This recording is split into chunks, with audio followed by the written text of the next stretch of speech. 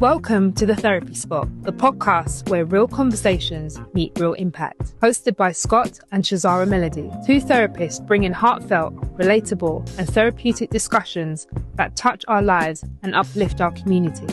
We're proud to be sponsored by an incredible network of organizations that share our mission to empower and inspire. Mr. Sophisticated, a business entrepreneur. Raymond from Fifth Avenue, the host of The Breakfast Blues Show. Carson Gracie Warriors, a renowned MMA school in Brent. And VIP, Violence Intervention Project, transforming lives and building safer communities in Hammersmith. Together with our sponsors, we're creating a space where every conversation sparks change, every voice is heard, and every episode inspires growth. Lock in as we feel, heal, and grow together. The Therapy Spot, healing our community one episode at a time. So, welcome everyone. Welcome to The Therapy Spot. This is our second episode for 2025, and I am here with my co-host, Chaz'ara In. and I have two amazing guests with me today. These are two men that I admire, I have a lot of respect for, and they have come today for us to share about how we've overcome some obstacles in life and how we've achieved what we achieved. So on my right hand side, sitting next to Shara, I've got Glen GGB. He's a DJ, he's a promoter, he's a humble man, but he's visionary in everything that he does, and there's so much respect that I got for him. And he's going to tell us a little bit about what he's got in the pipeline. And sitting next to me, this man here he's an inspiration. I can't put it no other words. He gives to his community. He's changed lives. He's inspired. He doesn't stop putting that work in to show people that no matter what adversity we've gone through, we can come through and make a change in our life. This is Marcus. We used to call him Problem, but he's a problem for a different reason. He's a problem to any athlete that is doing any wheelchair racing. He is a problem for them now. I'm going to just go over to them. I'm just going to ask them, what are you doing now? GG, like, what have you got in the pipeline now as a promoter? Tell me some of the things that you got. Big you up, Scotty, every time, you know what I mean? Because, as you say, one of the most humble dudes that I know, so I got to say that first. So it's you know what I mean? That's why we're all here, and it's going to be amazing today. So big you up first and foremost, you get me? As always, Scotty, busy. Couple of events coming up. I've got Legacy coming up this Saturday, which is an over 30s event. Also do the festivals, Four Corners, For the Soul.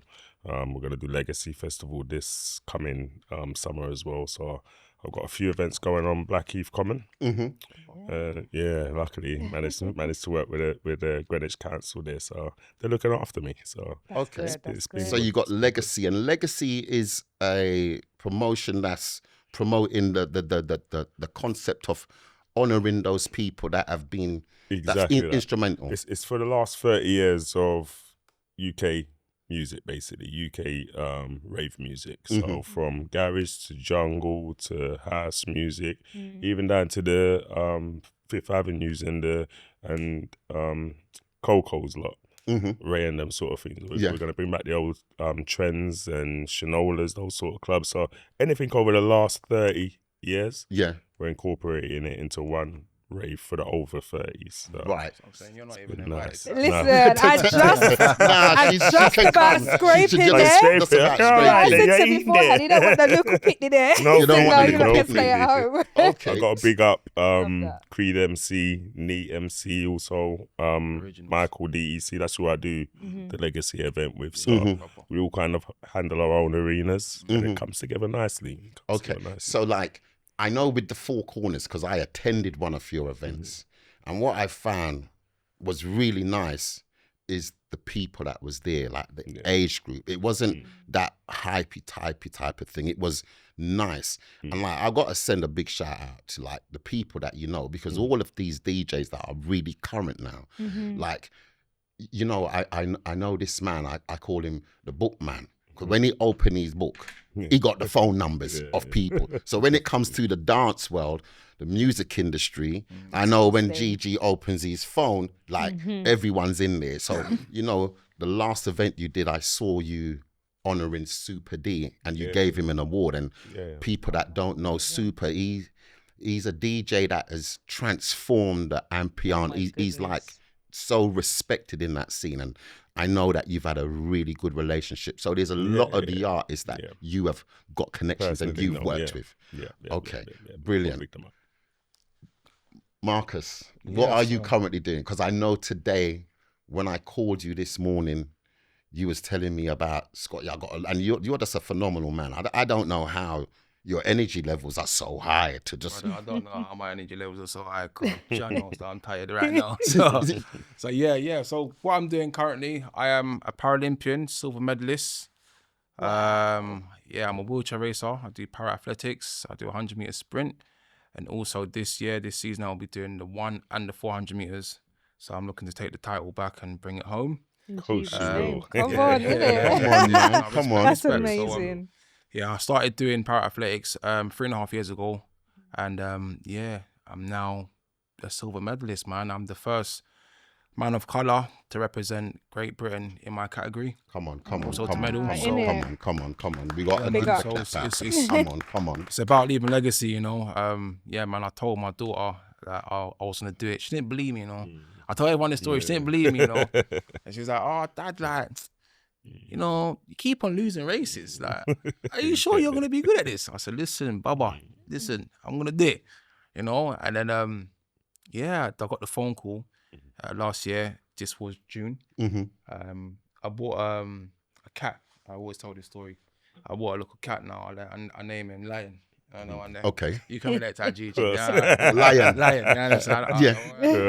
So then I bought Lion now, but Lion come in fleas, big man. Oh, God. No, but you know what? So I should've. No, because it's my first time buying a cat, innit? So obviously I don't know how to check a cat. I thought you get the little, you understand? There's a lot to it, mate. Yeah. I mean, what? The thing had fleas. So my niece came to my house, and she's like, "Right, uncle, like, you know, your cat's got fleas." I said, "What are you talking about? Cat's got fleas?" Like, nonsense. Anyway, long story short, before she said I'm waffling, and then I took it to, that was a Saturday. I took it to the vets on Monday. And that's when the deadline was for the qualifications. Right. So, backdrop for the story, I lost every race from 2023, January, to 2024, June. Yeah. Every race, Scotty. I PB'd in that February, sorry. And then from then, I just lost every race. It's been downhill. I asked my cousins I said to them, "Oh, bro, I'm gonna quit because this is long. Like, this is just long." Like, yeah, but you know, like, the thing that I admire about you is that you're not a quitter. Well, listen. So then check this now. So when June come, so I went to the World Championships in May. This was in Kobe, Japan. Right. I'm gonna pause you because the audience out there, they need to understand the type and the work that it takes for you. You're just saying this flippantly. I went to Kobe in Japan, and you're not really giving these people the fullness of what it takes. So in my conversations with you, you talk about nutrition. You talk about the hours that you spend in front of this TV in your wheelchair, putting in the graft. And I remember years ago, I was working at a youth club, the TRC in Wandsworth. And that's when you did. So there was a company that we used to work with, Aim High. I got to send a shout out to Rebecca Smith and George from Carney's Communities. Still work with him. You still put in work in the community. But I remember you doing your, was it personal trainer level 1 or 2 to become a personal? 2, yeah. Your personal. No, I remember. Come on. And that's how I remember you. In the chair, you know. I remember you in a chair, and I remember you come in the youth club and you was doing this. And I was looking at this man and I was saying, there's able-bodied young men that are complaining about not having the opportunity, not fulfilling their potential. And here you have this man that he's got this disability, but he's not letting that hold him back. He's not letting the trauma stop him from becoming the best version of himself. And I looked at you and I remember you came down the ramp, you got your wheelchair. I think you had a black Audi at the time. Yeah, Q3. Yeah. He put that, and I said, hold on. He put the chair, and then the one thing, you like drive faster, innit? God, dear. I'm a biker. What do you expect? Man, we saw We're gonna get into bruv. You see how he drives? I haven't had the pleasure Yeah, of driving with GG yet. Yeah, Maybe I'll take over you out one day. like when you ride bikes, like you know already, Scott. You see when you ride hard, yeah. Like you're just used to speeding it. Like everything's just everything close to you. Every automobile is slow. Yeah, definitely. Yeah. So now you're doing the GB, you're doing the 100. You're now preparing for the 400. That's right. You just won the silver in the Paris Olympics. That's right. Yeah? Yep. And I've seen some of your material where you're going to spaces now where you're meeting people that have no real knowledge of the lives that we live. So you're almost informing people about the reality of life for some of the young people and people in our communities of what it's like. But there's a question that Shaz has got to ask about us. I'm gonna come back to that because I want you to just finish on where you were getting to. In what part? Because Scotty chopped up a lot of things still. Like, Scotty was ready to go straight in there. You was talking about almost a whole year of you failing and you was ready to give up. Yeah, I was ready to give up, man. Like, what sis, happened after that I'm part? serious. Like, if it weren't for them two, my cousins right there, obviously the cameras can't see. Yeah. Like, I remember, like, we was on a group chat, and then they said to me, one of them said to me, he's over there, he goes, "Blood, do you think that man can say that any of my other family members, my bitches, are like GB athletes? Is man dumb, fam? You can't quit." Like, so when he said that to me, when he said that to me, I was like, That was the spark you needed, yeah? yeah, he's like, "Are you dumb, blood? Like, you Okay, think man can just quit? Like, is man stupid?" I'm like, "Yeah, but cause I'm not winning." He goes, "So?" Like, it's so, but like, "So?" When you speak to him, and then you'll get it. Do you see how important it is though to have people around you that can And this talk is you what I off was the gonna ledge get when you're to. ready to quit? Yeah. Support network. Yeah. This is what makes things happen. When GG's doing his 100%. concerts, he has a team. Whole team. Teamwork makes the Whole dream team. work. Do you understand what I'm saying to you? No man is an island. Getting back to what I was saying anyway. So I kept on going, kept on going. And still weren't getting right. I was still calling them again. And I called my other cousins, and then he would be like, "Cuz, it's gonna happen." So this is the politician one. That's one in the blue there, in Jordan. Yeah. Yeah, he'd be like, "Cuz, man, it's gonna happen, Like, it's gonna happen. You just gotta have the faith, man. You just gotta stick it out." I'm like, Rastafari, like, I'm losing bare races, cuz my daughter's thinking I'm an idiot, fam. Yeah. Yeah, that's what I'm saying to you. And Do it this time for I a just had my reason, son man. as well, So my son was, at the time, he was just born. He's two months now. So then I'm thinking, I sold my car, I stopped my job. I sacrificed everything for this thing not to go right. Now, man's been selected. Now, they're saying to me now, "Marcus, you have to perform with this last year." Pressure. Brother, sister, sorry. Listen, pressure. But the pressure is what keeps me grounded. Yeah. Wow. That's You it. understand what I'm saying to you? So without the pressure, then I wouldn't be grounded, would I? And that's now what has caused you to get to a point where Scotty said you've gone to Right. Paris Right. and you've got a silver. Made me continue and have the resilience to push Oh my through. goodness. And also, we can't forget about my faith, man. I'm a Christian, So, believing that God is gonna pull me through was a big thing. Because there were times like in Japan, Kobe, sat in the room, big man, tear out of my eyes. I didn't even make the semi-finals. I flew all that way Yeah. to flop, and 2 weeks before then, I was on job. Like, my times that I was getting banging, With the bus. like Yeah. beating everyone in training, like ready for the fight. Yeah. You get what I'm saying? And I flopped. Okay. You see what I'm saying? So could Yeah. you imagine, like, and I'm like, Mentally. Lord, like, why? Like, Heavenly Father, why? Like, Okay. why is this happening? Okay. So your faith is quite intricate to you. It's part of It's loud still. It's not it's, quiet. it- It's loud. it's what gives you that kind of peace when you're in difficulties. Your faith and your Turn to. relationship Yeah, it's loud. with, Yeah, it's loud. with God is what you seek. 100%. You seek that, and I 100%. think that's something that we've all kind of developed. I've gone into my spirituality, and I'm building a relationship with my Maker and Father and Jesus Christ. I'm getting to understand myself, and I'm getting to understand how important the power of prayer and faith is, how it can hold you.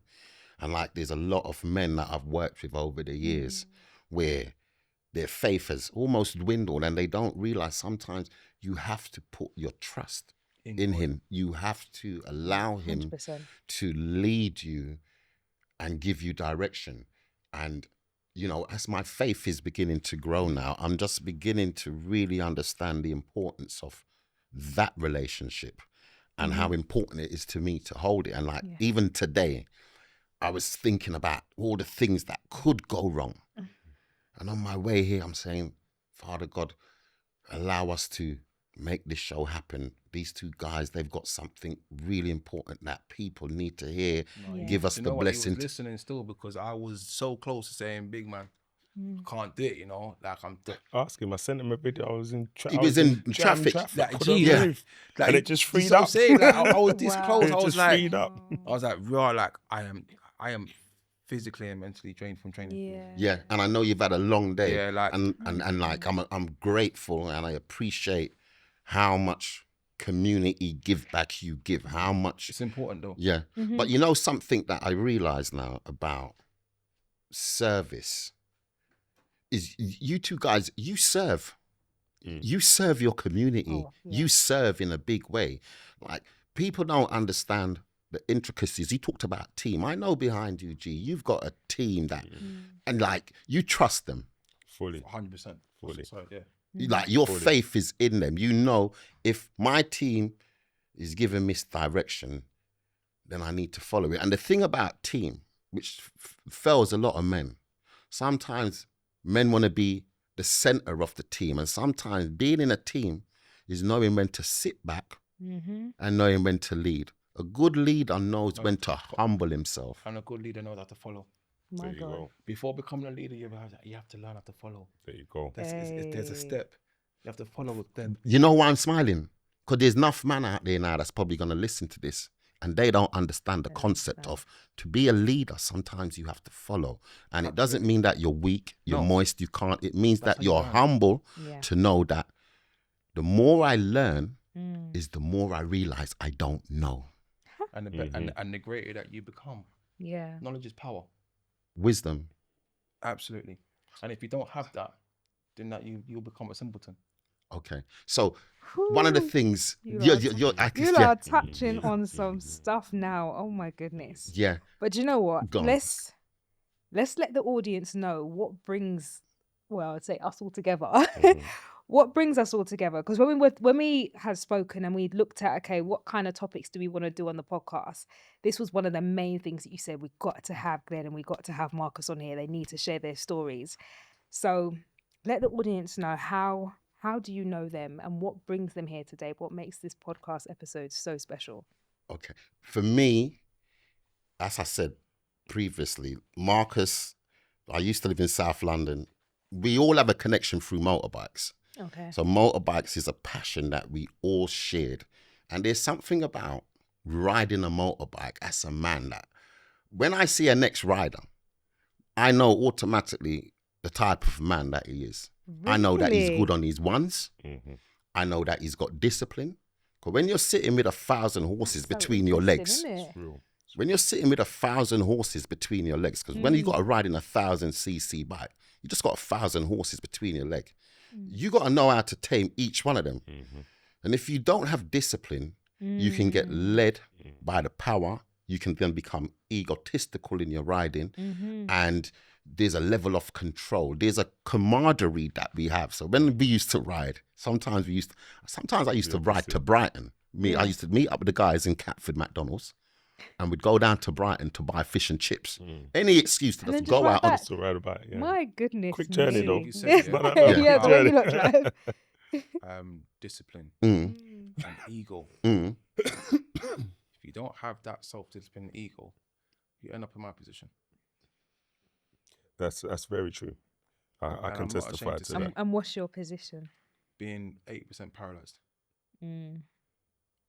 Because that's why I'm paralyzed. I'm paralyzed because of my own self, because of my own ego, my own pride. And yeah. Do you understand? So every day I wake up, I have to live with that because it's self-inflicted. Wow. So And I'm at yeah. peace. You're You're at at peace. peace. Your faith. Do you know what I'm Definitely at hearing? peace. It's just that the level of accountability and responsibility 100%. that you've got to That's how you grow. in how you're communicating that. That's how Because you some grow. people will blame God, blame this one, No. blame that one, and you're fully sitting here saying, you know what, I'm No. in this position now because of me. Yeah. So when Scotty was saying having the responsibility and knowing how to deal with them 1,000 horses, Yeah. That's real. straight away, I took advantage of it. Okay. And I made the mistake, and I'm not paying for it, but I have paid for it. Yeah. Yeah. Do you know what I'm saying to you? And do you know what? A lot of people are like, bro, like, do you regret like being paralyzed and stuff? And I say no, because look what I've achieved. Oh my goodness. What don't kill you make you stronger, man. Come on, my brother. Yeah. And it did kill me. I stopped breathing for 6 There you minutes. go. There you go. Well, this is where the There you connection go. comes from But because anyways. GG, what did you used to ride? I had 2 bikes, I had the R1 and the BMW. Oh, yeah, the RR, yeah? Yeah, The double R. That's what I crashed on. Yeah, You cussing a You had double a R. crash as What well. R1 did you have? The old one, the 2012 plate, the one with the it's bang. also under the Yeah, big bang. it's Under also the seat. Yeah, the That one was so heavy and everything, but that was the one I could ride. Yeah. But you know what's? I'm looking at you now, and the audience probably can't see. He's Marcus' problem. He used to be like tick solid. GG is a Slender. slimmer man. So when I'm thinking about, I'm almost picturing in my mind like Valentino Rossi. Yeah, He's little, but he just mashes up. So on your bike, you had When I'm on a bike, it's like what you said, Marcus. I've been riding bikes for probably 30 years Mm-hmm. Wow, that's a long time. and never had an accident, never broke a bone, even in general, just in 30 life. years. 25 years after getting on the bike, that's when I had my accident.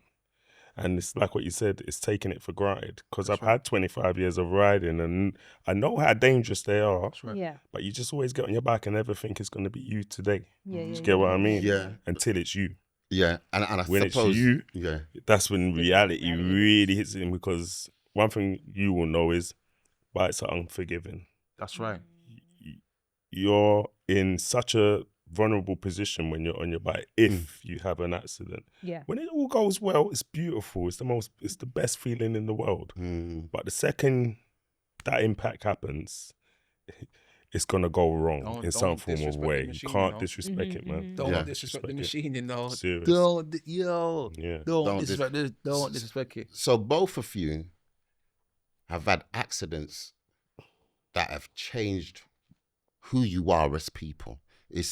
Tell me a little bit about your accident, G. Tell me a little bit about the day. Normal day, leaving Bournemouth. Yeah. Coming down to London. It was actually coming down to sort out a festival. Mm-hmm. It was like 5 days before I was doing my festival. So we was going to the site just to do things basically. Got on my bike as normal, started riding down M3, got down to Basingstoke. Free, yeah. Yeah, got down to Basingstoke, past Basingstoke. Next exit was a place called Hook. Petrol light came on, so I thought, let me come off the motorway and go and get some petrol. So as I've come off for the Hook exit, there's a car in front of me. And I could see, it was a woman, I could see her in the rear view mirror looking loads, but she's more worried because she could hear the bike coming. I know she was more worried than anything else. Yeah. But we're coming off the slip road and we're coming up to a roundabout where there's traffic lights. So I'm looking forward. No, it's just me. It's just me. So I'm coming behind her basically. She's looking in her rear view mirror, but she's not looking at the traffic lights. So I can see her all this time. What she's done now, she's turned around as the traffic lights turn amber. And on a normal day, if you're a driver, kind of, if she was looking, she would have gone through there and I would have gone through it with her. But as she's turned and she saw amber, she panicked and she just slammed on her brakes. So as she slammed on, we're going about 30 probably, slammed on her brakes. I've gone right into the back, but I tried to turn around her and I've hit the corner of her car with the front wheel and it's turned the handlebar into the tank. As it's turned the handlebar into the tank, I've gone over the bike, but the handlebars caught me in my groin, smashed my whole hips to pieces. Like, none of this is mine. All metal. You got metal there, G? Everywhere. I'll show you this. I'll show you the X-rays after. This isn't my hips. I've had a full hip replacement. Knee ligaments are gone. Within a month and a half, I was walking again. But so much happened. Like, yeah, it's, that's you why know, I like said to you, when you're I've gonna need more spoken time. to you, Right when now. I've spoken to you, G, and like that whole experience of the accident, of being not here, like you wasn't here with us. No, You, I basically, it was smashed in such a way. My major artery got cut by bone and everything. So when they were operating, obviously they're trying to do what they can do to fix it. So they got a specialist to come on. I'm skipping a bit so you can kind of get to the juice. For a whole week, basically after the accident, I was sitting there without a hip. It was jelly. So they put it's like a big elastic band to hold everything in place till the specialist came. So this specialist, do you remember old school bendy metal, Meccano? yes. So instead of your normal hip replacement where they got 2 pieces of plate metal and they put it in, this guy, he basically reconstructs your hip out of the Meccano. So all of your bone, he'll take and he'll wind metal around it and attach it to the rest of the pieces until it forms your whole hip and your pelvis again. Right. But I couldn't do that straight away. I had to wait a week for him to come. So when he's come, they've took me up to, from Basingstoke to Southampton Hospital, took me into the operator. This is so crazy. I got to Southampton Hospital. The next morning was my operation. He's coming to brief me. I'm the youngest guy there because everybody in there is old getting hip replacements and stuff like that. So he's come, he's looked at me and he said, perfect. I'll do you first. He said, you know why I do you first? I said, why? He goes, because team morale. You're young, you're fit. Get you out the way. By the time I come back in there and speak to everybody else and they see you well, they're all my team is all up in. I said, all right, cool. He said, I'm the best. That's why you waited for me. He said, don't worry, you're in good hands. We go in there, we get it done. You come out, boom, boom, boom. 3 hours, all over. So I said, all right. This guy made me feel really good. Like I thought, okay, this is a minor thing. God, went in this operating room in the morning. I remember phoning him, because this was during COVID as well. I remember phoning my mum and telling her, yeah, I'll be in there a couple of hours, but I'll phone you when I wake up or whatever. And she's like, all right, cool, good luck. Gone in there now. Because it's in COVID, it's different. They take you in awake. They don't sedate you before you go in. So normally you wouldn't see the operating room and the table and all like that. Normally they put you to sleep first and then you go in, they'll wheel you in. But because of the COVID, they've had to do me on the table itself. So it's the first time I'm going in and seeing an operating. This thing's big. It's like, like car ramps. Just like, it's a big thing. So I'm saying, rah. Anyway, they put me on there. They've done what they're doing. This guy told me I'm going to wake up in 3 hours. 6 hours later, 7 hours later, I woke up.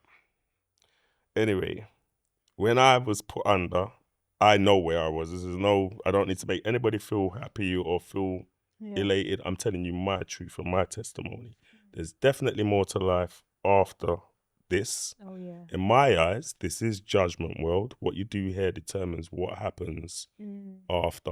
I'm not going to say to you where I went to was directly heaven, but it felt like it. It just felt like it. It just felt like a place where nothing could go wrong. Who I was with, this is key, who I was with had passed away 10 years previously. But I had no knowledge. And why I say I had no knowledge is because normally if I dream, I'm good in my dreams. I can tell when someone's dead and I talk to them like they're dead. I can tell when I'm dreaming, like if something crazy happens in my dream, I would talk to myself in my dream and say, okay, you're dreaming. If I want to prove I'm dreaming, I'll tell myself to do something that I know I can't do in reality. And whether it be jump on top of a bus, I'll probably run up to the bus, jump up, I'll probably grab the top, pull myself up, but I'd know I couldn't do that. Do you get what I mean? That would tell me this is a dream. So during this moment, I had no knowledge like that this person was dead. Right? It was a reality. That's the best way I could put it. This person kept me so comfortable. We spoke what felt like 6 hours, which fun enough was. It was just one of those moments where I know it was a waiting place. It wasn't my time. I know that 100%. She came to keep me comfortable until they could get me back. But it's when I woke up that I realised how real it was. Because when I woke up, I was no longer on my ward. The first thing I saw was trauma unit. So I knew something went wrong. All the tubes in me, and I'm bad. Even when I brush my teeth, I gag. I can't have, it makes me feel sick. But I was so comfortable. I just looked around, had all the tubes in me, everything. The nurse walked past. And I think she practically shit herself because I'm not supposed to be awake. Yeah. They'd put me in an induced coma where my major artery was severed. I lost all my blood. Every bit of plasma come out of me. So they done 3 blood transfusions, full blood transfusions while I was on the table, while they were trying to stem the bleed. So the problem with me is because I'm slender, there's no fat. So once that severs, your I don't know if you know, your veins shrivel up. That's right. They shrink. So they got to try and find this vein Especially to when put they it put back out. You understand what I'm antibiotics saying? Like, so what they're putting in me, because I'm slim, is coming straight out. The surgeon told me I've never seen nothing like this. The way the blood was coming out of you is like a film. Like there was no stem in it. Do you know what I mean? So they had to continuously do this blood transfusion until they could stem the bleed, and then they got to wonder whether it was going past my brain before it was coming out my body. Chance of brain damage and things like that. So they put me in an induced coma. Supposed to be in this induced coma for 2 days. I woke up 2 hours after they put me in the coma. I woke up, took all the stuff out of me, put me back on my ward. I phoned my mum. My mum broke down on the phone. Keep in mind, guys, all this time I don't know what they've said to my mum. I don't know. I've just woke up and I think, let me just phone my people. My mum broke down. Oh my God, what's happening there? Oh. So I'm still thinking, what's everyone panicking for so much? This surgeon's come back and he's like, I don't think you understand what happened today. You passed away. He didn't even want to go home, Marcus. He went to this, they got like dorms in the hospital for the surgeons. He said, I couldn't even go home. I had to go and just stay in the dorm. It really messed us up today because we couldn't understand how it just went so wrong. Do you get what I'm saying? Like, and then they were worried about brain damage, and in the pandemic, it's like none of your people are there. So they've got a lot of explaining to do to your families and stuff like that about stuff that they don't even know really. When I told this surgeon my testimony and where I was and what I feel really happened, he looked at me and he said, you know what? I've never had someone give me such a vivid, such a intense description of what happened to you. He's heard this so many times in the surgeon world, but he's never had it directly on his table. Do you get what I'm saying? He told me, boy, you're a miracle. Like, you're not supposed to be walking for 6 months, but I feel like you're going to be walking a lot quicker.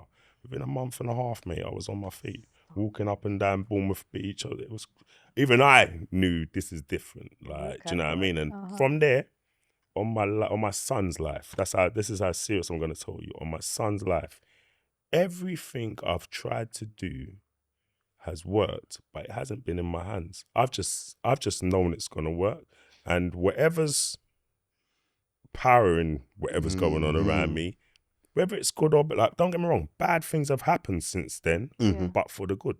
Right. So I've had so much disappointments, but then within a week, 2 weeks later, I realized that was supposed to happen for this moment to go. Yeah. Do you get what I'm saying? Like, so I've kind of just been like, take the wheel, whatever mighty power there is, and they've literally took the wheel. Like, it's been, from that moment, it's been real. Like, real. Thank you for sharing that. Yeah,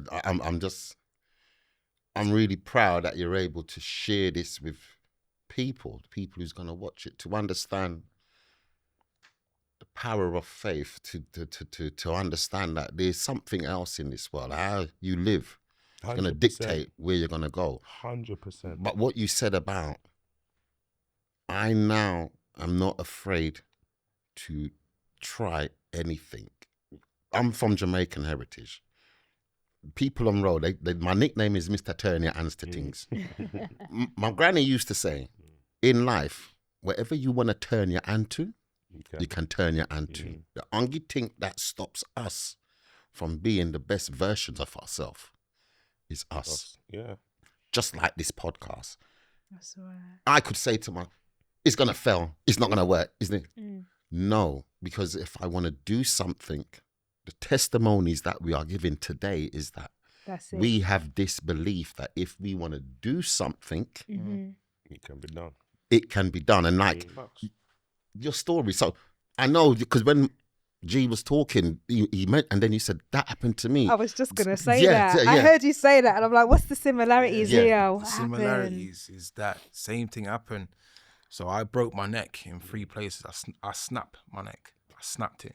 Like, gone. Written off. Like, if people won't realise that my neck is not straight. My neck is tilted because of the rods that I have in my neck. So you see how you have like, I have that in my neck, bro. So from the top of my vertebrae, so from C3 all the way down to T4. To the toe. Yeah, T4. So yeah, T3 down to T4. So it's just broken back, broken neck, snapped. I severed my spinal cord. Severed. So G told us a little bit about his day and how that kind of played out. And as a biker. All right, so check this now. I know where you're going. Yeah. So my day was see, I don't want to say this, but still it's techie. So your day was a colourful day. back in the years. Yeah, back in the All right. I like the way you had the Past life. accent coming in. I like the back in the day. Past life. Yeah. Yeah, so I was Problem? I was more of a ladies man for this part, you know. Okay. So you understand. So I came back from Brussels, innit? Okay. So I went away with someone that I was seeing. And then she did her thing outside there, you get me, and then boom, came back now, and then I went to my child's mother's house, who I was kind of doing my, you understand what I'm saying? You know, juggling. So you know, you juggle, you get me? So you're too young for the juggling thing. you know, juggle. We'll get into that in another episode. Yeah, another episode. Then, we got one in the pipeline. Yeah. So these times now, I come back now to see my youth, innit? And then she was acting weird, you know. I was like, what's wrong with you? So, Daddy, you gonna stay? So because I always stay, I always put you to sleep and that. Like, well, I'm gonna go out with Daddy's friends, same Johnny. These are riders from South. Yeah. So if we've got some old school South London riders, they will know some of them riders so, there. Some other bikers. All right. Yeah. So, and she's like, yeah, but you just come back, Daddy. Like, can you not stay? She felt I'm it, like, man. yeah, cuz. She felt it, bro. So I'm like, no. How Like, old Daddy's. was your daughter at the time? She was 4. She felt it, Wow. So I'm like, That look. intuition's kicking in, innit? I was like, I'm coming back, man. What's the matter with you? My Daddy's coming back. Like, just chilling it. I'm coming. Yeah, but you was gone and now you're going to go again. Like, can we not have breakfast? Yeah, These she was times trying the to keep mum's you. cooking breakfast, you know. And she could cook a wicked breakfast as well, you know, these times. But I'm like, rah, Johnny's rang me. He said, yeah, like, 12:30. Are you ready? You know when you get the call, cunt. When you get the bike call. But you see, the audience, some of them, if they're not bikers, they don't understand the bike call. It's a ride, we're riding, we're rolling. These times, I wanted to ride with John as well, like, car. Like, One Stop is a wicked rider, you know, because, like, trust me, you see him. Cuz, crazy. John. Yeah, One Stop. Yeah. So, he's like, yeah, 12:30. I'm like, all right, cool. So I think this is about 11:30, you know, roughly. So I'm like, Daddy's gonna come back, yeah, and I'll see you, and then I'll play. We'll do some pull-ups, yeah, we'll do some exercises, and then we'll go sleep. Literally, I just go, okay, all right, Dad. So anyway, they pulled up, and I said, look, they're outside, and there's a picture that I wish I had, man. There was a row of R1s, red, blue, black, and I think there was another one. I can't remember the color, but it was 4 R1s outside there. Outside the yard, you see, opposite the barbershop. Cold.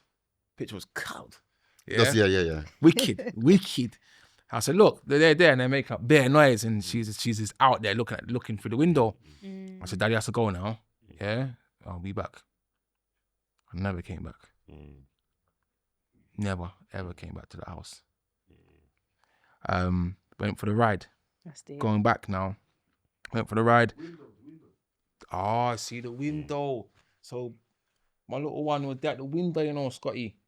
Yeah, looking through the window. So as I'm pulling off now, she's looking through the window, but she never does that. Yeah, she felt it, man. But she's looking through the window. So I'm like, so now I've turned back. I've done the most dangerous thing you can do. I've pulled out, but the road's clear. So I've turned back, you know, Scotty. So you see where we come from, Tremaine Road? Yeah. The Tesco's. This is all South London. Yeah. Penge we're talking Penge. about. Yeah. So you see the Tesco's now? Yeah. I'm still bracking my neck, you know, and I'm like riding slow, like, you know, like it's idling basically, but it's going. And she's still looking at the window. I'm like, what's the matter with this guy? Like, what's wrong with my little girl? Like, You felt it. then I started to feel it, cuz. So then now we pass the Tesco Express, yeah. I'm going down to South Norwood. As soon as I hit Clock Tower, If anyone from South London knows South Norwood Clock Tower, Yeah. you know there, yeah? Yeah. I felt weird. I was like, rah. What gone? Now Johnny's going on wicked. Jules, he weren't really much. So then Mark, next brother, he was going on a bit wicked, but they weren't really. It was only Johnny, you know, Johnny's a madman. Yeah. At these times now, we went to the Shell petrol station in, is it White Horse Lane, cuz? White Horse Lane. Croydon. Yeah, crime time, yeah. Brother, Croydon time. people, swear to God, I prayed at that petrol station. I said, God, please guide and protect me.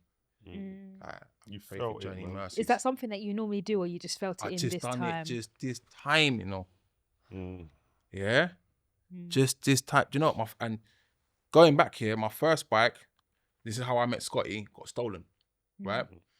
And I got that bike prayed for Okay. from my old pastor. I just asked him, Mark, can you just bless my bike for me? Nothing happening, because nothing, not riding it, nothing. The only thing is it's just got stolen. But when I was on the bike, nothing. Got the second bike now. So I had the big bang. I had it on the template. Yeah.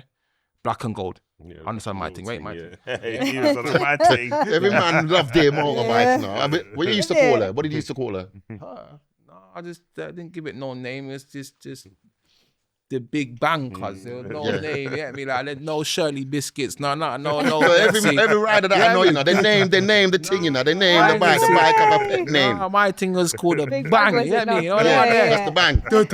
Bang. Yeah. So I hear that. I love it. Yeah. So these times now, I've got to the petrol station. Sorry. The second bike, right? I didn't get it blessed, bro. And you know, like I just didn't think anything of it. And it's only now that I'm telling the story, I'm remembering that now, just now. I've told this story 10,000 times, cuz. Yeah. Like, sister. And I'm just remembered, I didn't get my bike prayed over. Like, not even my dad or my mum prayed over my bike, but they prayed over the other one. Yeah? Going back to the day now. Got to White Horse Lane and I prayed, innit? Like, so when I'm riding through Surrey, innit? I just feel weird. Huh? I heard the turn back, you know. Like Trust me. audibly. Yeah, I heard the turn back, you know. What do you mean you heard it in your my mind? head, yeah. Something was saying, Started to turn "Don't back. go on the ride." Turn back, yeah. Do you know the weirdest thing? Wow. You know, as a biker, one of the things that we do and we take for granted is we have that. We're always coming back. We don't. And bikers used to say to me, if you ride and you get on a bike and you start thinking you ain't coming back, Don't ride. don't ride the bike. Right, Yeah, something. Because you can't get on the bike With that mindset. and have that mindset. Yeah. It's like full confidence. So you're in Surrey. Right, Sorry, so- you're in Surrey. Yeah, and then so I'm cutting through, innit? Right. But I can't keep up with Johnny. Hold on, cutting through. Some people might not know. One bike turn. What that Alright, mean? What that that mean means as like- biker when we're cutting Yeah, through? When yeah, we're cutting yeah. through. What that You know what I mean? mean, though, means, G? yeah. So Okay. cutting through means Well, cut and got through. I love it. What's going on, you know, what's going on. Where we need to like, get to, Yeah, it was, like that. yeah, it was going on, and you know what I mean? You know that? Like, yeah? Come on. So, and then, Johnny's going on wicked, you know. I keep on saying his name because he's a really good rider, and I'm trying to keep up with him. He's all doing like little Michael Jackson moonwalks, like things on the bike, and he's God. cutting through the track, doing something just dumb. Crazy stuff. Yeah, he's crazy. So I'm trying to keep up with him now. And then we got to the bikers cafe. Box Hill. That's right. Yeah. And I must have phoned you get me? Yeah. Someone. You phoned someone. Yeah, You phoned I someone, was yeah? like, I was like, hey, babes, yeah, me know I got to bring you. Yeah, you know, yeah, I'm talking Feeling bare nice. was. Yeah, I'm like, yeah, babes, you know, bring you in there. She's like, nah, I don't like. I don't really think about it, you know. I'm like, yeah, listen, don't worry on this. Yeah, you know what I'm saying? I was like, yeah, I'm gonna bring you on there, no, woo. So then I must have had my brother-in-law at the time, my brother's ex-wife's brother. And I was like, yeah, cool, I'm meeting Pearly. You know, you know the strip. So I was like, all right, cool, let's go and link mine at the strip. And then boom, we're gonna go and do our thing. We was meant to go think it was Ace Calf, 'cause it was Sunday. Yeah, because Well, normally Ace that's Calf a is that's a Friday. that's It's a link up. you Yeah. can go Ace Calf on a Friday. But On then the also- weekends, you can go Box Hill. Yeah, yeah, And then yeah. if you have your individual bike rides, you will meet up. So I had my bikers that we would meet up at Catford McDonald's on a Sunday. And we'll ride. We'll do the Surrey routes, go Box Hill, might go through Epsom, get down to That's Brighton. the way that I went, cuz. So sorry, that's the way that I went. Epsom. I went Right. that way. So if people don't know, Yeah. as a biker, we're kind of looking for roads that are going to test your ability. This is it. And like what I That call is it. So I got a young nephew. He's one of the sponsors of the show. He's got a mixed martial arts school. He's just gotten MT09. And then his best friend, What's that? then he's that's the naked. Street fighter.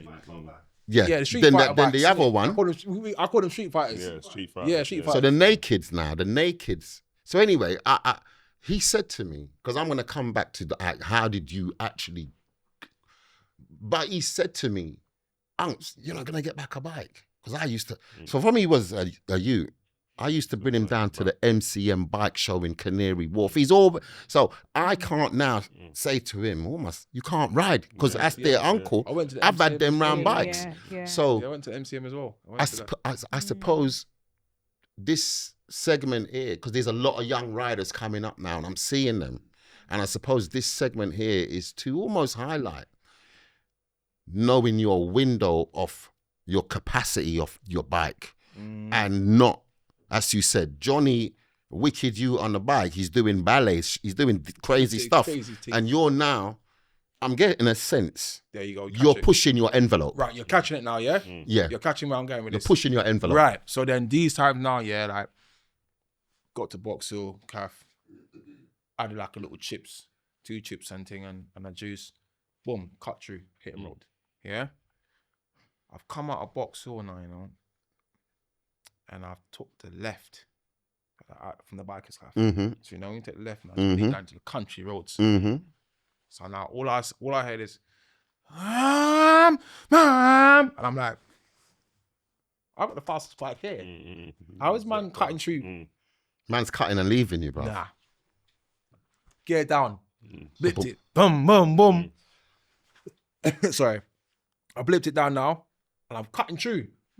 Scotty. The guy said to me, I went so fast, the guy behind me said to me, he's like, this guy's gonna die. Oh, he's the best rider I've seen.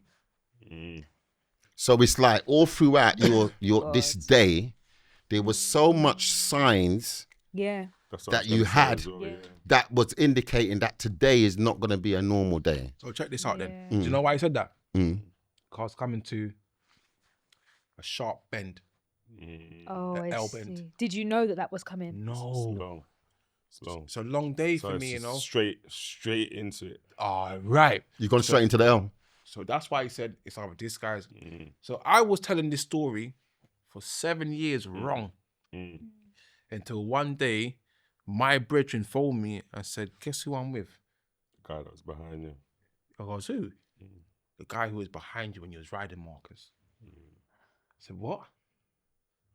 What, the one with the CBR, the little small little whitey? He goes, yeah. Well, he's not small no more. He's a bit chubby. Right. I go, swear down. And he goes, how you doing, Marcus? I've heard so much great things. I've seen that you're doing so much great things. And then he said to me, do you remember what happened that day? I said, yeah, man. Like, man overtook a pickup truck and then went into, he goes, no. What was it? He was approaching a sharp bend and you didn't know that it was there. And Yeah, he would have been able to tell you didn't know. Because I blew the way you straight, hit past I moved him, all in yeah, 1,000cc, you know? Yeah. And I blew straight past him and it actually wobbled him. That's how fast I went. Right. So could you imagine that's on I had the RN19. So that was the 2008 R1. Yeah. Right. So these time I had the racing sprockets. Yeah. The racing sprockets. So you've kitted out this bike is I bought it that way. souped. Yeah. Racing sprockets, suspension done, all in forks as well. Yeah. All in dampener, back and front. Yeah. Braided hoses, flush ECU.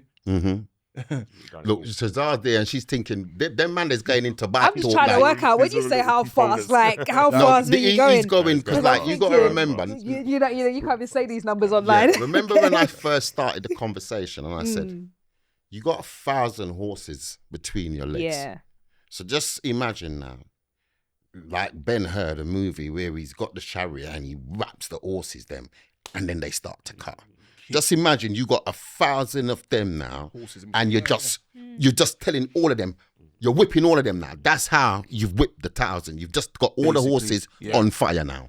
And I had a quick shifter as well that was put in place in there as well. So like no need for clutch. No need for clutch. No, God. No, God.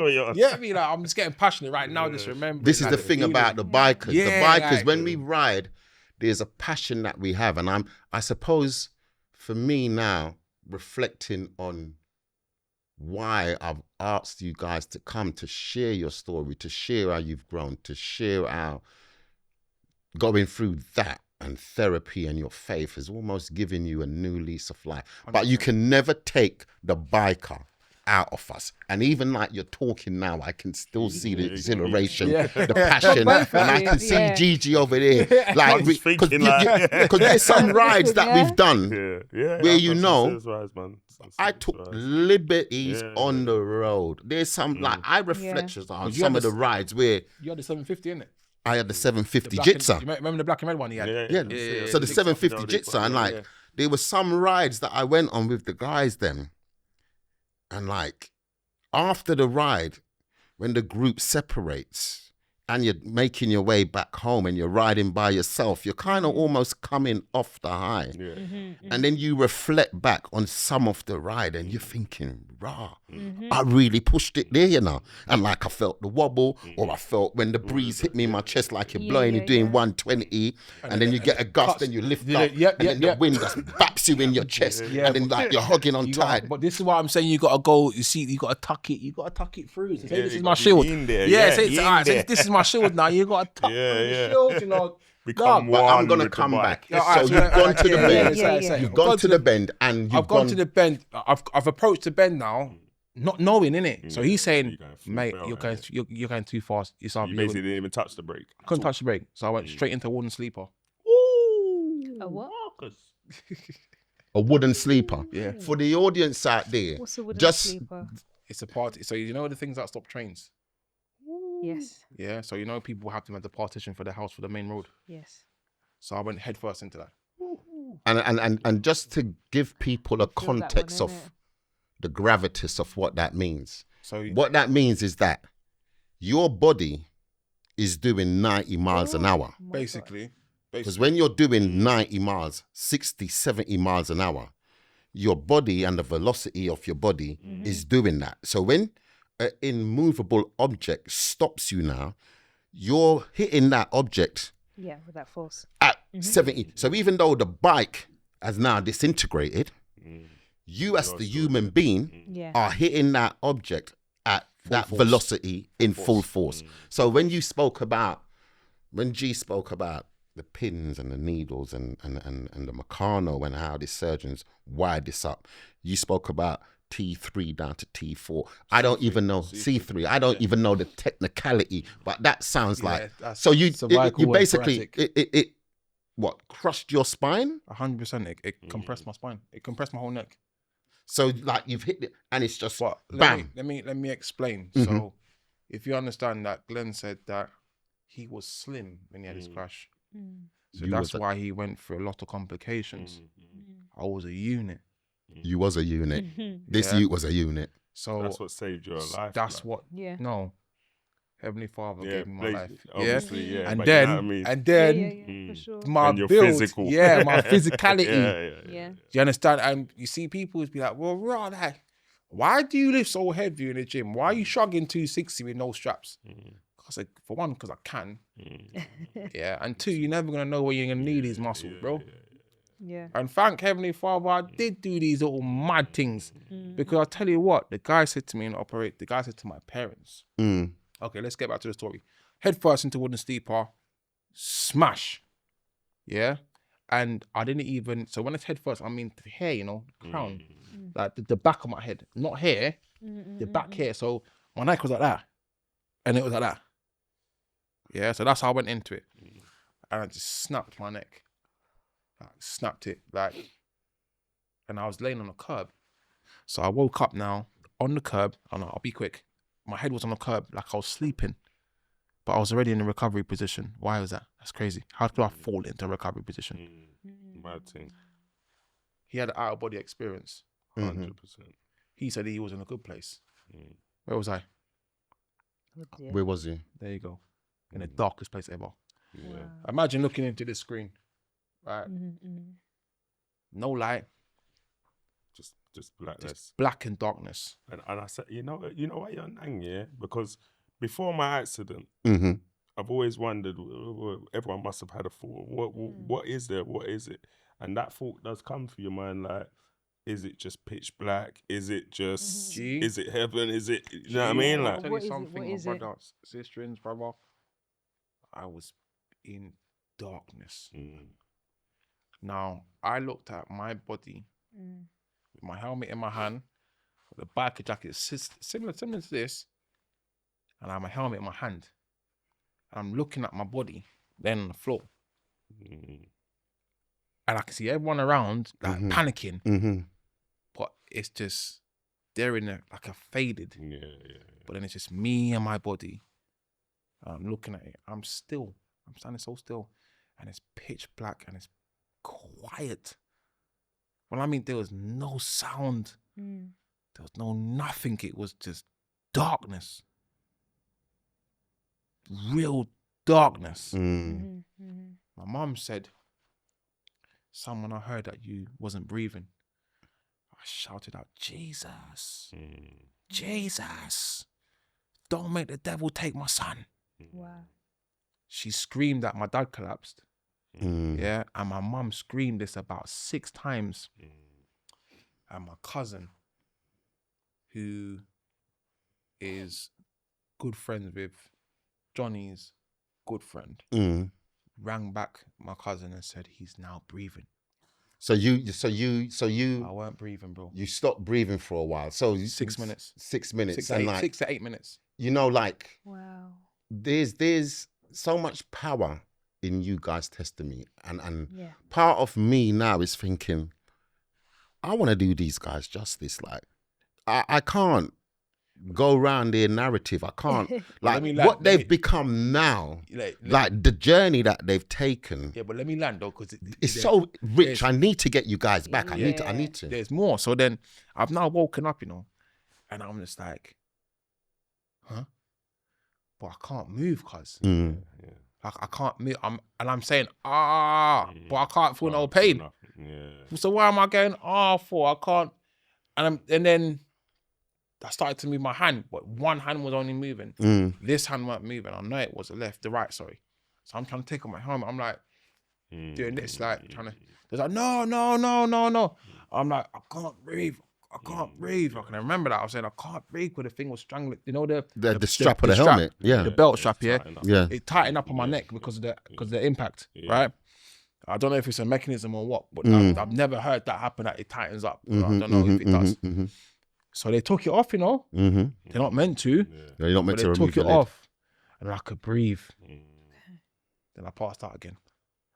Would you wake up in hospital? No, and then all of a sudden, I'm seeing that they're cutting off my trousers, and they're cutting off my top, and then I'm out again. And the next minute I'm up again, and then they're getting the stretcher, and I'm going but man can't feel nothing. So what I'm saying for? But it's just a natural reaction. Yeah. You know what I'm saying to you, Kilo? Yeah. You see, It's you see what I'm saying? Yeah. So then, air this now. They put me, so I'm seeing the helicopter now, because I'm in country land, I'm in Mooks. Yeah? I need to go to the toilet. Yeah. Yeah. You know where it is, G. So I'm in like Mook land, I'm in out at the ends. So the helicopter's landed in this big greenery, like this thing here, like there's a roundabout and there's a big greenery, there's a pub. And then they rushed me to the air ambulance. All I can hear,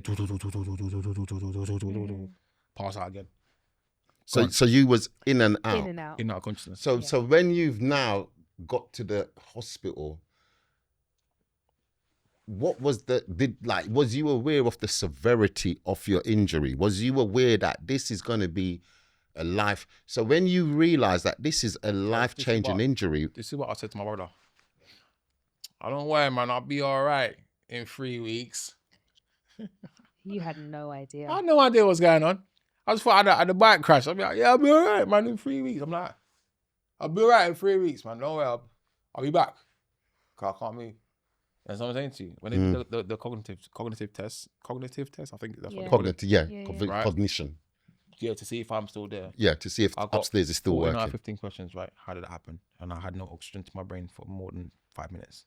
Yeah. How did that work? So you were truly blessed to be here. You know, when I think of you, yeah, I think of your purpose. Yeah, but I haven't even finished quite. So listen to this, yeah? They took me down. So my cousin was there and they allowed everyone to come into the resource room. Mm-hmm. Because they thought I was going to die. How much people was in the resource room, cuz? At least at the time when we first got there, at least 30. 30 people. More came after, but at least That's in the resource room. So Remember, they've called everyone they together. called. So you're not meant to have that much people in resource, you know? This is resource. So they was really saying this is Goodbye. Say your he's goodbyes. not gonna make it. Come and the family come and say. So that must have been really testing for the family, for you. And I remember waking up and seeing bare people on the bed. So I'm thinking, and they're praying and they're singing, and I'm just like, oh yeah, man, I'm gonna be all right. I'm gonna be cool. Like, hey boy, if I ever knew the severity of what happened, well, I think I would have dead then. What was that moment like when you realised how serious this accident was? I still didn't process it. For a long time? Not for a long time. It's just when they told me, Mr. Perrineau Daley, I'm so sorry to tell you that you are now paralyzed from C3 down. I said, what? He goes, and you may not be able to walk again. I was like, you sure? That's how I'm like, you sure? And then he's like, yeah, you had a severe accident where you've broken your neck. And it's a 99.9% chance that you're never going to walk again. So I was like, huh? All right, cool. All right, cool. Yeah, all right, cool. Like, when is the operation? So now, because I'm having this faith, I'm having this belief that, oh, man's gonna just come out of here and I'm gonna go, you know what I mean, do what I'm gonna do and touch the road and be like a superhero. You know what I mean? You know what I'm there, like, not knowing that it's not Your gonna be reality like is that. it's not going to be. completely different now. So both you and Glenn have spoken about this accident, and I think the healing part, because I know you've had to go through lots of self-questioning. Why? You see, Like the guilt, your the blame, like why, and like almost like therapeutically, you've had to become.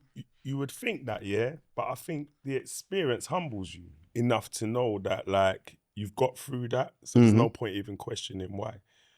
So my thing is, all right, probably at the time, for the week before I had the operation, while I'm sitting there coming to terms with what's happened, I probably did think, oh, I could have done something different in that scenario. Or I always knew it was supposed to be me, though. I never ever thought it was supposed to be somebody else who went through that. And I think that's more because I don't go through that kind of scenario every day. But then check this, CG. Remember you said that, you was in Juice Congo. They put me in one. Same thing. Same I thing. might have been there for 3 weeks. I woke up 3 days. With tube in my mouth. You lot don't like rest, do you? I don't like Do you know what it is? Do you know what it is? You don't like rest. That's your loved ones. That's the to prayer. not stress your mum out, That's your just- dad, that's those the that love prayer. you, Well, man. So there's a deeper spirituality to you prayer. two. So most Both people, your stories. this is what I'm saying, like when people see you, they don't know the depths of no who one you are. asks You're you. so humble, like this man here. And the same with you, Marcus. Wicked. Like I remember when my son told me about you. And you said you was a unit. This guy was a unit. When we say unit, he was a unit, bruv. He was a unit. He was a unit. It was wham. But there was this inner strength that you had that almost indicated, I know I got the minerals to do things, but I'm not going to be loud with it. I'm just going to be humble. And I suppose that's what drew me to both of you guys. And this testimony that you've shared today, there's so much more. Like, we haven't even spoken about the self-growth that you've both achieved now. Because, like, that's part two. Is like, I have to, and like, for the audience out there, for the people listening, like, these guys here, you would have to be here with me today and Shaz to feel their energy. Like, I've got phenomenal guys here today that there's something that they've experienced where they've just grown into humble, decent, inspirational human beings, where they just their energy is almost infectious. Where I hear you, but I have to disagree, because when I came out, that's for part two still. You was in a dark, and I think that's for part two. Listen, part two. I lock into this, you know, because you see when me and G come back, it's gonna be pepper. We have to Like, dive deeper. But I'm just saying, it didn't really go that way. Because of the dark, and that's around how you've grown. Because I can just imagine how dark it was for you. Because you're talking about your daughter who was 4 years old. Hang on. We was at a festival. I think you was there. It was Mike Manfrot. It was the one in Croydon, Box Park. Not Box Park. It was what's the name? Rave in the Park. That's Andy Mills, isn't it? Nah, man. No, that's before Andy. This was before. Talking about way before, yeah? Yeah, this was like 2016. In Croydon with my man. What it was. What was it called again? You'll remember. Yeah, no, I know exactly what he's talking about. Yeah, in Croydon, and it was Frost was there with Rodney P. Rodney B. Yeah, Rodney B. That's it. Yeah. So is he your mic man? Yeah. Brothers and Frost, both. Yeah. I like Rodney B. He's got a good lyrical content. Well, then I even tried to.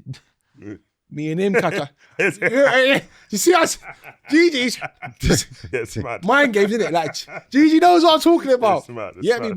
Let's go. So that's part two anyway. But I was in hospital now, and the surgeon said to my mum, "You have a very sick son, and we don't know if he's gonna make it."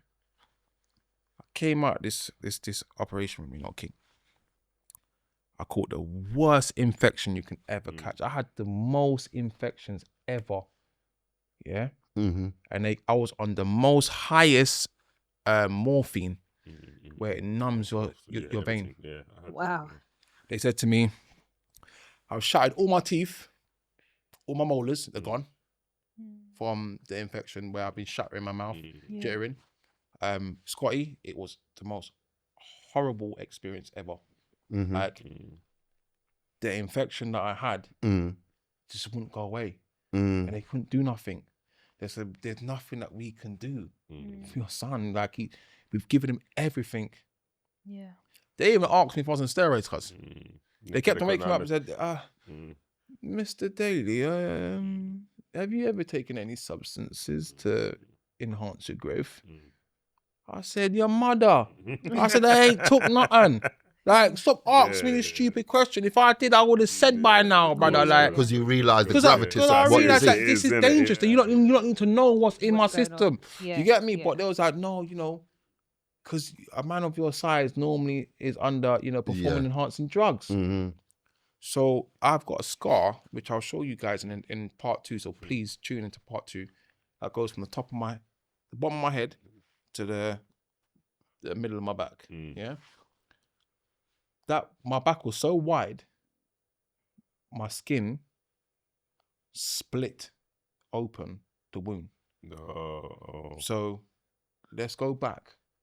My accident made me break my neck, my sternum, my chest plate, 2 ribs, and loss of my right hand. Yeah, you went through it, man. Right. So when I lost my right hand, I couldn't move it. I couldn't do nothing. Nothing at all. So I had to get an assisted cough Do you know what that is? No, what is that? That's when a doctor or a nurse, it has to be a male because of my size, will come where I have secretion on my chest, but I can't cough and bring it up. So is that like when a child is choking and they do that? Yes, when and they put the hand like they're doing CPR, and they go whap. Yeah. So I have to breathe in, Yeah. and then when I breathe out, they'll go wham, which broke 2 ribs again. So that's the only way I could bring up phlegm. Otherwise, I'll choke and die. Because they didn't put a trachea through my throat. I refuse to have a trachea. It's mad still. Them things. Respect to everyone that does have it. Yeah. Sometimes it's just a way of your healing. Yeah. So that was going through me, and then whilst they were doing the assisted cough, every time they did that, there was rubbing. My skull was rubbing against the bed. Rubbing.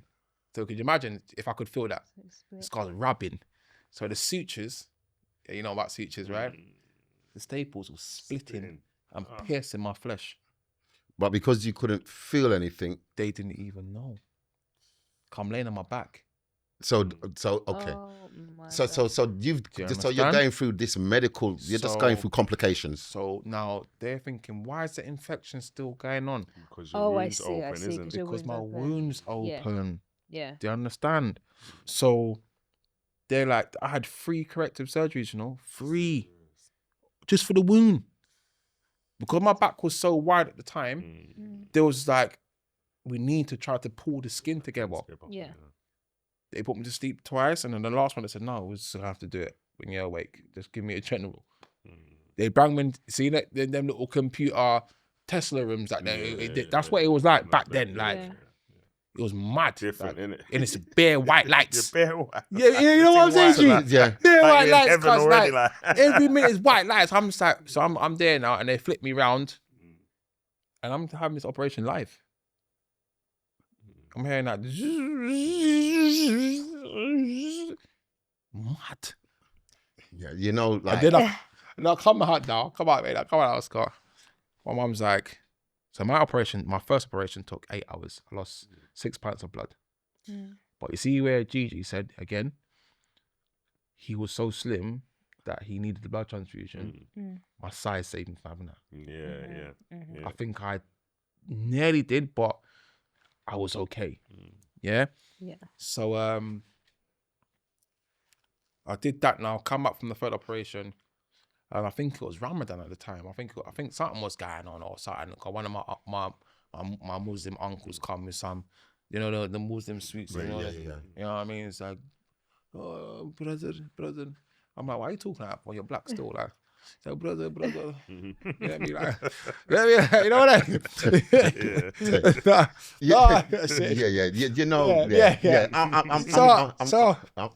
I'm just listening to Yeah, you, so Alright. and I just know, like, for this audience listening, I know I know you two guys are busy guys with the promotion, with your GB commitments, and there was so much. Like, we asked some people and they gave us some questions, and like, I want to ask these questions, and I want to do us justice. When we started, I asked you guys to tell us where you are now with your promotion stuff with TGB, and you've kind of put it into such a gracious kind of pictorial, so that I can see, the audience can almost see Where you coming from? where you're coming from. And I want to now give that same attention to detail around how you grew, because you guys are in difficult places. There was things that We've got you... to save that for part 2, though. We've got to save We've that. got to save And that for part 2. I suppose this show is called A Therapy Spot. And this show is about growth, transformation, healing, overcoming adversities, understanding ourselves. And we've all gone through our own trauma. From the young people that we worked with when we used to go to the youth club, to the people that we see in the clubs. Everyone's gone. But what you guys have to share next time is how you've grown as men, how you've accepted and come to almost hold some regard for yourself. and just be so focused and disciplined and about what you do. And I suppose part of me sitting here now, I'm smiling because it's just a privilege to chop it up with you guys. And like, I know you guys, and people will be saying, rah, I never know GG was on them level. They're that level of depth of a human being. No. Everyone are going to be enough shot to it. Yeah, I was surprised too. Like, even when you were talking, I was like, right, like, you know, I don't talk about it much because it's an acquired taste. It's only certain people you can have these conversations with. That's right. And I would tell anybody, don't get me wrong, anybody who's got time to hear, I will say it, especially if I feel comfortable enough to just come out and say it myself. But sometimes it's just not worth saying it. They won't get it. Like, sometimes it's just not worth. So for something like this, those who need to get what they need to get out of what I'm saying will get it. Like I said, for me, I'll question that. You know, I think that it's worth everyone hearing your story. Gigi. No, it definitely don't misunderstand what I'm saying.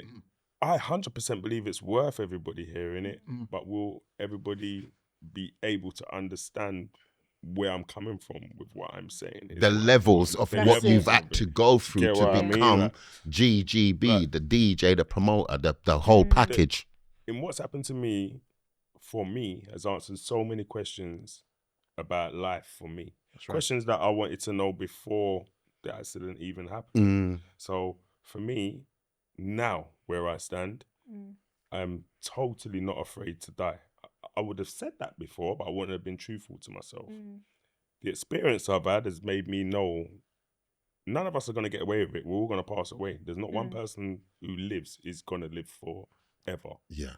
But you just don't need to fear that next phase of what's about to happen when we go. Everybody that's passed that I hold dear to me, I know I will see them again. That's it. I know this 100%. And the same goes for when I go, whoever holds me there, they will see me again. When I say I'm not scared to die, it's all right. The best way I can put it is, I think it was Nas says, sleep is the cousin of death. When you're young, you try your hardest to stay awake at night, but when the morning comes, you want to stay asleep. The reason you want to stay asleep is because of how good that feeling of sleep is. So death can't be bad if you really think that far from it. Do you get what I'm saying? Yeah. It's actually, it is peace. That's the best way I could put it. It is peace. And like I said, wherever I was, I was in a place, I'm not going to say it was heaven, but it was a place where I felt like no wrong could happen. Everything just felt right. But it was a familiar sentence. Yeah. It was a human sentence. It was a, you know what I mean? It wasn't the pearly gates or anything like that. So I'm not going to come and say I saw any of that. But where I was in a place that was familiar to me, comfortable to me. And the person that was with me was ultra comfortable for me. So I had no reason to question where I was. Do you know what? Do you get what I mean? It's so interesting how both of you have had like different experiences with your journey that could be tapped into, like entering into the spiritual realm or having insight. And I think that's something that we can definitely dig into more. 100%. And I want to thank you both for sharing your stories. Yeah. Because I think even in this part one, just being able to share, okay, this is what happened, this was the journey up until this point, and as Scotty, you were saying, the journey of the man that you both have become now. And this is kind of just laid out the groundwork. And then in our next one, when we guys get when we get you together back, again, and we have to. It's just digging deeper into, okay, especially when you were saying that journey wasn't easy in terms of there was some dark spaces, like what was that like and how did you mentally get out of those spaces? It would be good to kind of tap into that. And yeah, a little and bit. you know that what I'm thinking now is you see like the rehab. Save some for part 2. Beg Trust you. me, Beg you. Yeah. Save. I'm gonna bring us to almost like this chapter closed to get prepared for the next chapter. And the next chapter, when we are blessed to have Glen and Marcus here, is for them to share how through their own journey they've healed and they've become the men that they are. And like, I am humble today. I am blessed. I am fortunate that we have this connection, that you guys They don't even know that you guys know each other from when I was speaking. When I was putting this together now, I'm saying Gigi, Marcus, Gigi, and they were saying which Gigi, and then they're calling up names, and then when I said you two man know each other. So like, just that's how powerful this connection is, and why we need to tell the part I thought to I him. knew Gigi when I didn't even know Gigi. You know why? Gigi, listen, you see this brother, yeah, been grafting. Like, you see, like you lot saying about like Super D and that, like, and all these new DJs like out.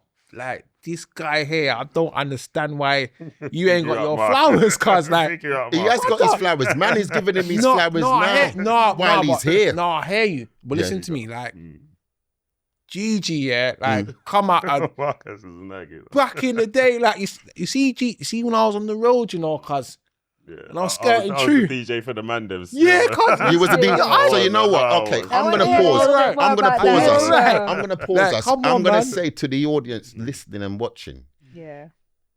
You see how we're chopping up, and now, if you want to come and hear the reality of some of the music industry about life, tune into part 2, and I'm gonna do my best to get these guys back with us. No, this will be easy. We'll make this as happen, soon as man. possible. Yeah. So what I want to say, Thank Bible you. Sinai, is I thank you guys so much for your time, your effort, and just being so congruent and truthful and transparent in your story. And we are privileged, the audience is privileged to hear your narrative. So man. Marcus, Thank you too, Glenn, man. thank you. And I'm just being blessed. Thank you. Chaz'ara, thank you. Yeah, man. Welcome to The Therapy Spot, the podcast where real conversations meet real impact. Hosted by Scott and Chaz'ara Melody, two therapists bringing heartfelt, relatable, and therapeutic discussions that touch our lives and uplift our community. We're proud to be sponsored by an incredible network of organizations that share our mission to empower and inspire. Mr. Sophisticated, a business entrepreneur. Raymond from Fifth Avenue, the host of The Breakfast Blues Show. Carson Gracie Warriors, a renowned MMA school in Brent. And VIP, Violence Intervention Project, transforming lives and building safer communities in Hammersmith. Together with our sponsors, we're creating a space where every conversation sparks change, every voice is heard, and every episode inspires growth. Lock in as we feel, heal, and grow together. The Therapy Spot, healing our community one episode at a time.